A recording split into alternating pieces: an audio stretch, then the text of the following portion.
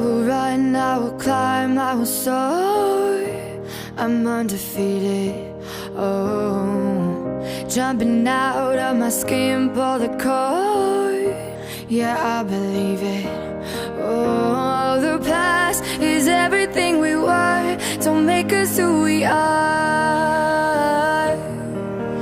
So I'll dream until I make it real, and all I see is stars. It's not until you fall เวลาคือแสดงความคิดเห็นนั้นเราต้องได้ใช้สติและกับความคิดตะกอนเนาะมีความมั่นใจในตัวเองมีความมั่นใจในการว่าของตัวเองหลายขึ้นกล้าคิดกล้าแสดงออกกลายเป็นคนที่ว่าบอกอ่านเอาขึ้นจับขึ้นไปมองอยู่ตัวหน้าแล้วถูกเลยเนาะตัวหน้าคน600จะได้อีกก็เป็นตัวแทนจากเมืองไซเซถาและเมืองไซธานีก็คือโรงเรียนม.2 มิตรภาพลาวเวียดนามและโรงเรียนตามิไซสำหรับข้อทำอิฐประสบการณ์ที่ดีที่ได้จากการโต้วาทีครั้งนี้ก็แม่นแน่นอนอยู่แล้วน้องพวกเราผ่านการโต้วาทีมาก็แม่นจะมีความกล้าหาญขึ้นและเพิ่มความสามัคคีกับคนในกลุ่มของตนเองและยังได้รับมิตรภาพใหม่ๆจากหมู่เพื่อนจากต่างโรงเรียนเลย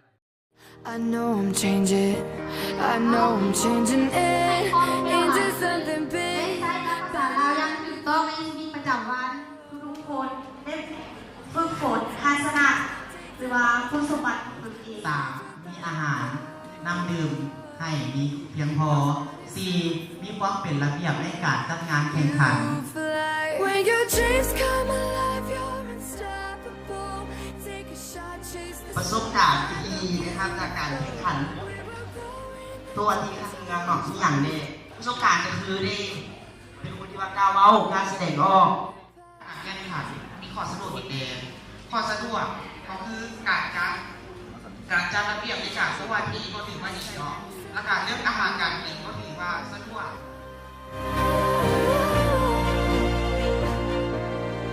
ผมอยากได้การให้คะแนนมีคือการให้คะแนนการแก้ไขความ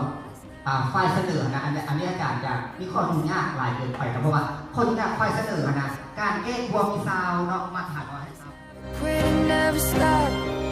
It's not until you fall that